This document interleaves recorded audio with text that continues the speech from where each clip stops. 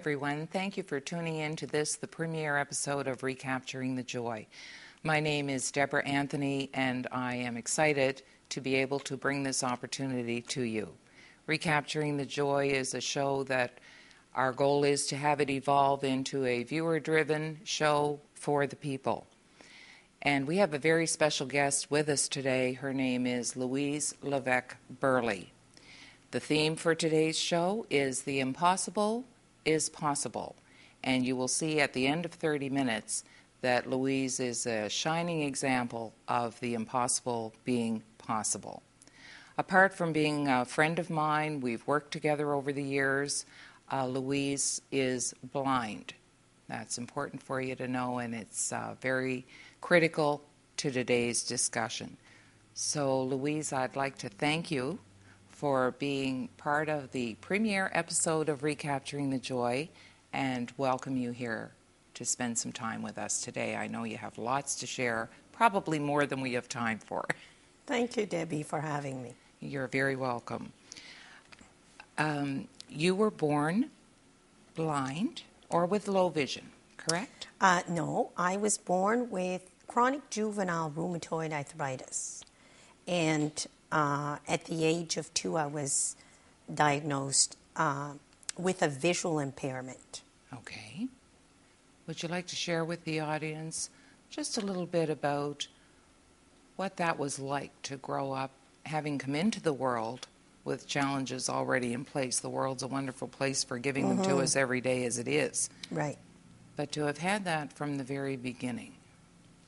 Well, my life was certainly different than from other kids growing up.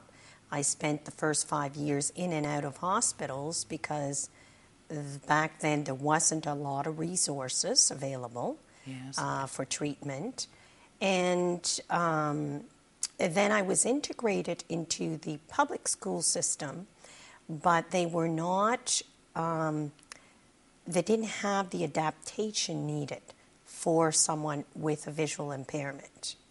So then I came to Halifax, Nova Scotia, to the School for the Blind, and that's where I did my grades and then went on to university. Okay, awesome. I'm sure not to tell your age or anything at this point in time. It's quite all right.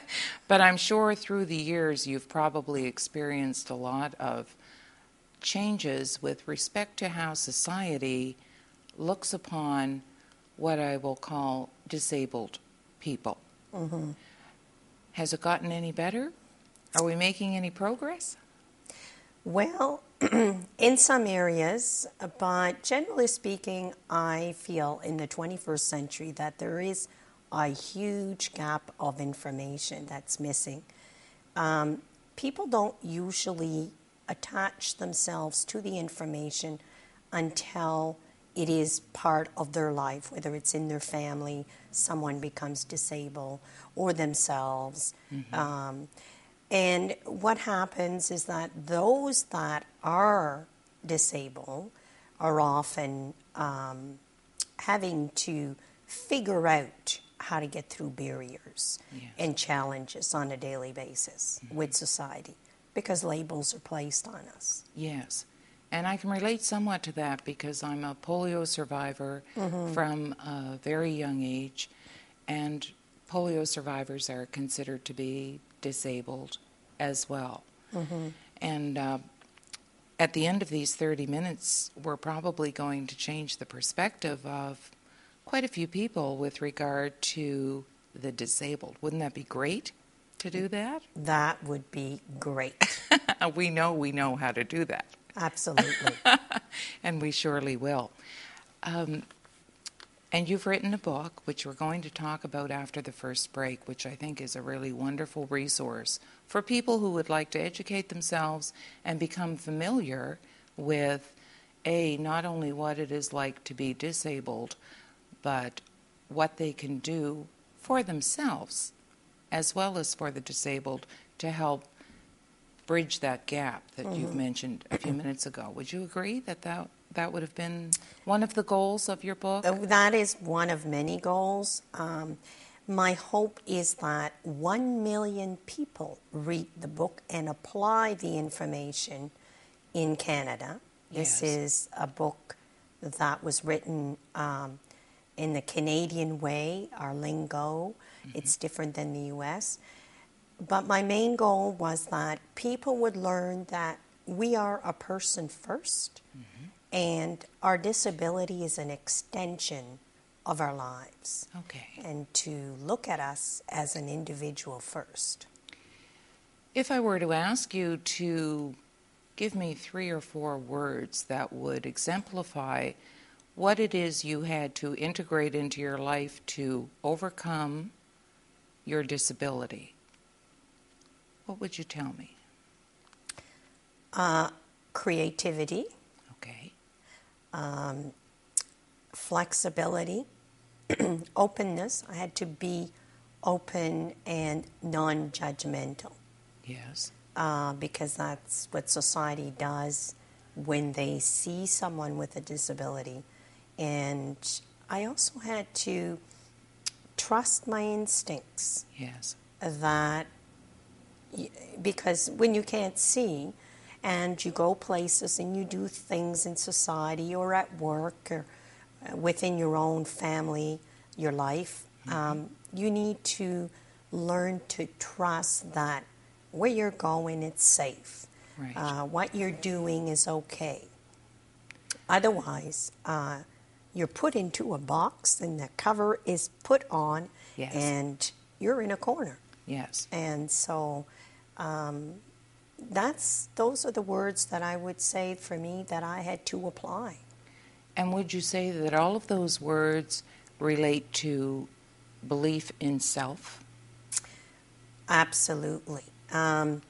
You need to have self-confidence before you can even begin to trust anyone. Great. Well, thank you, Louise, for sharing all of that. We're going to put a short video up on for you to see with respect to one of the things Louise does in her life to improve hers and others, and we'll be right back after the break. When I was 1, I got chronic juvenile rheumatoid arthritis. When I was 2, I was visually impaired. Now here's what that means. You can see at 200 feet in front of you, but I could only see 10 feet in front of me. And it was like seeing, I guess, like a light foggy day. At 31, I took some very strong medication to control my arthritis. It cost me my vision. Now, I'm totally blind. I wanted to continue and my life and move about safely and be more independent. So I had the choice of a white cane or a guide dog. And as you can see, I chose Mr. Fig. A guide dog was not my first choice. I hated dogs. I thought they stunk, they shed, they licked, they jumped. Ugh. I was afraid of dogs. But I used to use a white cane, and I was not good at it. You know, when I go over town, and with my white cane, I'd be standing at a corner, and my cane would be over the curb about 6 inches. A car would come along to turn. The cane would bounce out of my hand onto the hood of the car, back into my hand, and voila, I was left with a hockey stick. Welcome back to Recapturing the Joy. If you've just tuned in, my name is Deborah Anthony, and I welcome you to the premiere episode of this program, along with our guest today, Louise Levesque-Burley. In our efforts to provide education and resources to the general public, we hope you've enjoyed that last little clip from the end of the last segment with respect to Louise. It shares one of her many, many talents. And Louise, you talk about your dog in that video, and you talk about being a miracle, which I happen to believe you are. What comments would you like to share with the general public with respect to, because I know you've lost your dog recently, or not lost him, but had to retire him? Yes. I'm on my fourth guide dog, and Mr. Fig had to be retired because last July he was diagnosed with cancer, and I wanted him to have a bit of a doggy life. And as for a miracle, I truly believe that I am a miracle because my parents were told to, back then they didn't use the word aborting, but to end its life because I was going to be a handicapped child. But my parents would not hear of that, and here I am today. So I'm grateful that they trusted their intuition, even though there wasn't a lot of resources within the community, financial and educational. They still went with the decision. So here I am. Well, I'm glad they made that decision. Me too. And I know that the people whose lives you've impacted over the years, of which there are many, would agree as well. And you know, if you look the word miracle up in the Webster's Dictionary, it tells you that it is an extraordinary event in the physical world that surpasses all human or natural powers. So certainly you fit into that category. There is no question about it. And we all experience miracles every day and probably don't even recognize them for the most part because sometimes they can be really ordinary. Absolutely. Yes. So I'd like to spend a few minutes talking about your book. It's called Through My Eyes, Insights into Disability Etiquette. And you you wrote that book to help educate people with respect to what it's like to have a disability and how they can become more comfortable with that. Correct? Absolutely. And I believe that more information people have access to, then the less that they will reject disabled people. Yes. And so there's all kinds of tips and techniques and all sorts of goodies in the book. Yes, I read it, and I would like to mention that you read it with younger children in mind, and it is a book that has been adopted by the Nova Scotia Department of Education. Correct, yeah. And it's into the schools and accessible to the children, which I think is really wonderful. I'd like to ask if the reason you geared the book towards young people, was it so that they wouldn't grow up to be adults and have the challenges that a lot of adults do with the lack of information? Absolutely, because as children today, you see them walking down the street with a cell phone. They're born with a computer at their hands. Why not provide that resource of information to them while they're in the classroom?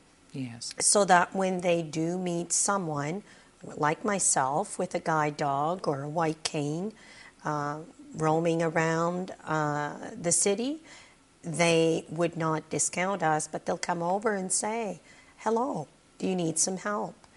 Just so that it'd be the more information that they have, the more comfortable and confident they're going to be as children and adults to interact with us. Yes, yes, those are all very good points.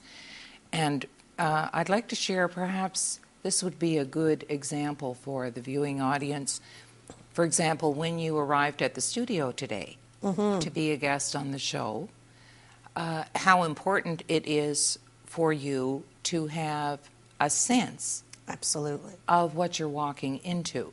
So what happened was you had a tour, were able to touch the cameras and develop inside of yourself a picture of where you are and where everyone else is in relation to you. Absolutely. So that would be a tip I would think that would be beneficial to anyone who walked into a room where there was a person with a visual impairment, just to take a few minutes and acquaint that visually impaired person with what it looks like. Absolutely. How willing would a visually impaired person be to ask for that?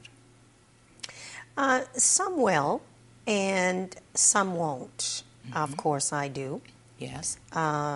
Because the more information I have as a blind person, the more comfortable I'm going to be Yes. in whatever that environment is.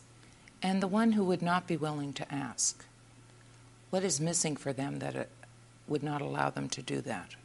Probably because perhaps they haven't been blind or visually impaired as long as I have, or perhaps there's the self-belief that, not wanting to know more information because they're not that involved in the community. Okay. All sorts of things.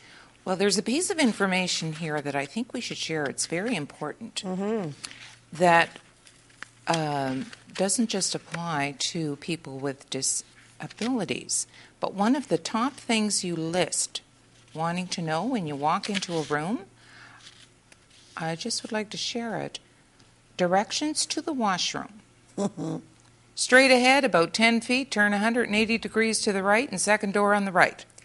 As specific as you can get. Yes. That is what direction is, instead of saying, well, over there and go 10 steps and then, Yes. So as more detail as possible. Well, I wanted to use the washroom aspect because that's a need and want that we all have.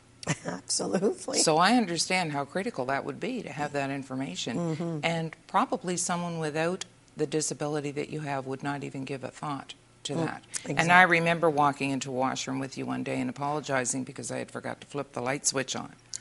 And you looked at me and said, it doesn't matter. It doesn't matter. I don't even turn on lights at home. No, that's right. Absolutely. So, Louise, I'd like to touch on a piece in your book as it relates to etiquette and serving meals to people with visual impairment, because I'm not sure what percentage of the industries and restaurants that serve food know the etiquette around that, how to do that. There's a certain way to do that, right? Certain way, and the percentage is very low. Okay. So I'm going to ask everybody who's listening to us to close your eyes and imagine a clock. Okay. And at 12 o'clock, you have potatoes. And at 6 o'clock, you have the meat. And in between are the veggies and the other food pieces. Okay. And when you place the plate in front of a totally blind person or visually impaired, you always place the plate with 6 o'clock, Okay. where the meat is at, in front of them. Right. And you also mentioned in your book and that you can open your eyes again. that it's okay to ask to have your meat cut for you.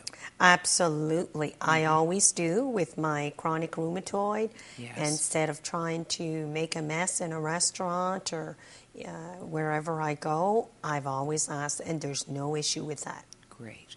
Okay, Louise, thanks so much. We'll be back after the next break with some tips and tools and resources. Oh my, did you hear that Cassavri is on fire? And are you willing to climb the ladder of success with your speaking business? Then you need to be at the Futures in June 1st, 6:30 to 9 o'clock. Tony Newman, Innovation Catalyst, will be doing her keynote on Attract, Keep and Engage Customers More Often.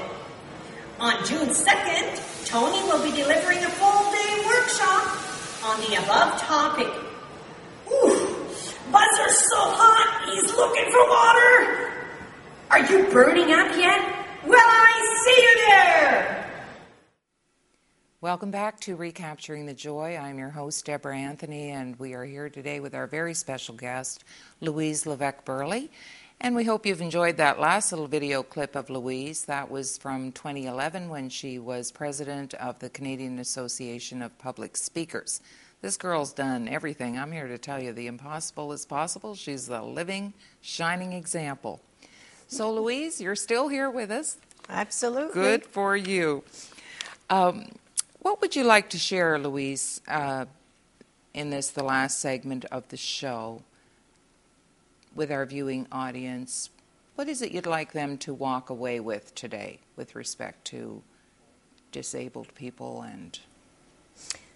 Well, before I give some unsolicited advice. Okay. I do want to say that the reason I have the slogan, "The impossible is possible," and we are doing the Recapturing the Joy, the impossible is possible theme today, is because when I was 2 years old, my very first conscious thought is that I made up my mind right there and then that I wasn't going to allow people to push me around, so to speak, because I was different. I was a different child, a different life. And so I want people to know that you have within you that power to make those decisions, even as young as 2 and up and now in your life. Mm-hmm. And go back to your question, Debbie, I would love for people to think of us as a person first and learn how they can help us in regards to our disabilities, and never assume anything. Don't assume that a disabled person cannot do it, because I'm here to tell you that we can do lots. Yes. Every human being, and one of my love is a love of humanity, is born with 500 gifts. So don't waste them. Right. Those are very powerful words from a very powerful lady, I might add. There's an interesting statistic that exists, which I believe would be very beneficial to our viewers, with respect to what happens to us when we meet someone for the very first time. Mm-hmm. And within 30 seconds of meeting anyone, 55% of our opinion of that person is based solely on what we see. Mm-hmm. 55%. Then 38% of our opinion of that person, again bearing in mind that that happens within the first 30 seconds, is based solely on voice tone and quality. And only 7% of their opinion is based on what we say. And only 20% of that 7 are actually listening to what we say.